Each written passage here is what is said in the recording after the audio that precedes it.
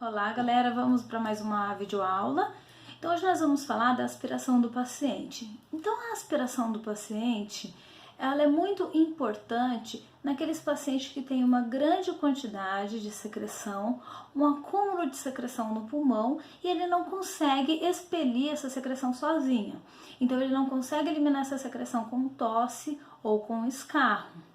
Para isso, precisa de profissionais habilitados, né, que saiba fazer essa aspiração com segurança e consiga dar conforto e uma melhora respiratória para esse paciente. Então, as três formas que nós temos de aspiração é a endotraqueal. Quando a gente fala de endotraqueal, estamos falando da traqueostomia, nasotraqueal e orotraqueal. Os pacientes que precisam de ventilação mecânica, né, em grande extensão, nós temos na UTI. Então, nós temos aqueles pacientes que que é feito a aspiração, independente de ele ter ou não uso de tubo de ventilação mecânica, né? Então, esse paciente, quando ele está na UTI, a maioria das vezes eles têm pneumonia, né? Tem problemas pulmonares ou cardiopulmonares, grande acúmulo de secreção ali no pulmão.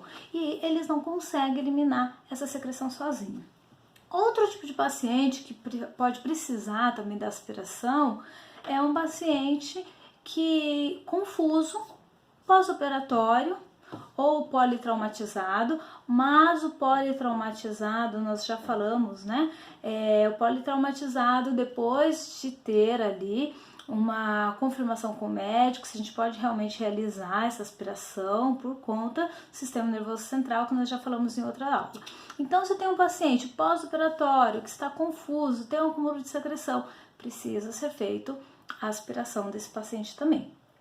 As vias de aspiração, oro, naso e endotraqueal, quando a gente fala da nasotraqueal e da orotraqueal, ela é mais perigosa de o paciente ter uma hipoxemia, ou seja, uma diminuição de oxigênio durante a aspiração, do que mesmo a endotraqueal. Por quê? Porque o paciente tem chances maiores de ter um espasmo muscular, né, na região pulmonar e ter uma hipoxemia, que é a diminuição aí de oxigênio. Então é importante, se tiver como, né, você verificar sempre a saturação do paciente durante a respiração, durante a aspiração.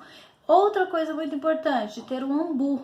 Então, se o profissional de saúde ele tiver um oxímetro, né, de dedo, melhor ainda. Sempre que um paciente que tem tráqueo, às vezes o paciente ele tem tráqueo, ele nem está na UTI, tá? Bom, em alguns casos a gente tem pacientes que é de clínica médica e ele tem traqueostomia. E é um paciente que é realizado aspiração na clínica médica. Então eu também preciso ter um ambu ali. Por quê? Porque se esse paciente não conseguir respirar, se ele entrar numa hipoxemia, né? Enquanto um profissional ambusa, né, tem que chamar o físio para vir avaliar esse paciente, tá? O fisioterapeuta, nós profissionais de saúde, enfermeiro, técnico, auxiliar de enfermagem, faz essa aspiração. Mas aí, quando tem alguma complicação, ou o paciente está entrando em hipóxia, verificou lá a saturação dele, ele está entrando em hipóxia, ou o paciente tem rolha, que é um dos riscos, né? O que é a rolha? A rolha é quando o paciente está com uma secreção muito espessa. Por exemplo, você tem um paciente que está com uma traqueostomia, né?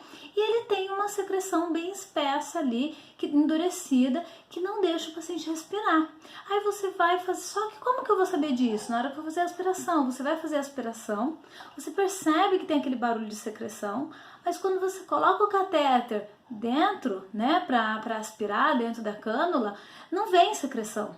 Por quê? Porque provavelmente tem uma rolha de secreção ali tampando essa cânula, né, e não deixa você aspirar, e na parte inferior dessa rolha tem essa secreção que está fazendo barulho, que está ali, querendo sair para fora. Então, por si só, tentando fazer essa aspiração, a gente não consegue. Então, é importante chamar o fisioterapeuta. tá ok? E manter o paciente em decúbito elevado.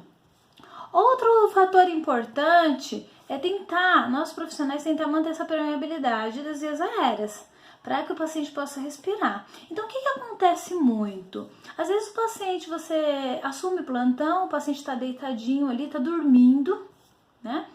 E na hora que ele acorda, ele começa a tossir, você percebe que tem muito barulho de secreção pulmonar, né? Então, eu preciso aspirar esse paciente. Na hora do banho, a mesma coisa. Às vezes o paciente está tranquilinho, né? Você não está percebendo nenhum desconforto respiratório, você não está escutando o barulho de secreção ali. Porém, conforme a gente movimenta esse paciente de um lado para o outro, essa movimentação faz essa secreção mexer ali. E aí o paciente começa a ficar com desconforto, começa a tossir, você percebe que tem secreção, você escuta aquele barulho de secreção ali na traqueia do paciente. Então, eu não posso muitas vezes terminar esse banho para depois verificar essa secreção, tá? Por quê? Porque de repente o paciente ele não aguenta esse desconforto, né? É ruim isso, você está tentando respirar e não está conseguindo, o paciente pode começar a ficar cianótico, ele pode entrar em uma hipóxia. Então eu percebo que o meu paciente está com dificuldade, está tossindo, está com desconforto, para o banho, faz a aspiração, deixa o paciente respirar e aí a gente continua o banho. Deixar ele coberto, claro, né? Pega o lençol, cobre, não deixa o paciente totalmente exposto, né? Principalmente se tiver frio. Então, deixa o paciente coberto ali com lençol, faz a aspiração e depois dá continuidade no banho. Porque nós movimentamos o paciente, então essa secreção, ela tá pedindo para sair para fora. E a gente tem que fazer essa aspiração no paciente, tá? Nós temos duas formas de aspiração. Aspiração aberta e aspiração fechada. Sistema aberto e sistema fechado. O sistema aberto é aquele sistema que vocês já conhecem, tá? Que eu ensinei para vocês lá no auxiliar de enfermagem, eu mostrei para vocês no laboratório, que você pega lá o catéter de aspiração, né? E você vai introduzir esse catéter de aspiração. Ele tem a válvula para você tampar, né? Para aspirar. Ok, aquele procedimento é o aberto, então você pega, aspira o paciente, legal. O sistema fechado, ele é conectado diretamente na traqueia do paciente. O paciente sob ventilação mecânica, por exemplo. Eu tenho um paciente que tem ventilador mecânico. Quando eu tenho um paciente com ventilação mecânica, o que a gente faz? A gente extuba, a gente tira o tubo da cânula e aspira. Esse tubo é o tubo do ventilador, tá? Ah, mas ele não tá respirando com ele? Eu posso? Pode. Você tira, aspira e põe de novo. Tira, aspira, põe de novo. Espera o paciente ventilar um pouco, deixa esse paciente respirar, tira, aspira e coloca de novo. Só que isso, quando a gente fala de sistema fechado, a cânula de aspiração, ela já está ligada no tubo, na traqueia do ventilador mecânico, diretamente na cânula. Então, o que a gente faz? A gente não vai tirar e colocar a sonda aqui, o catéter aqui para fazer aspiração. Ela já está aqui ligada, catéter. Você tem a cânula, a traqueia do ventilador mecânico, e aqui no tubo do ventilador mecânico, você tem uma sonda ligada nele. Para quê? Para você só abrir lá, né, o ar comprimido para poder apertar, introduz e retira.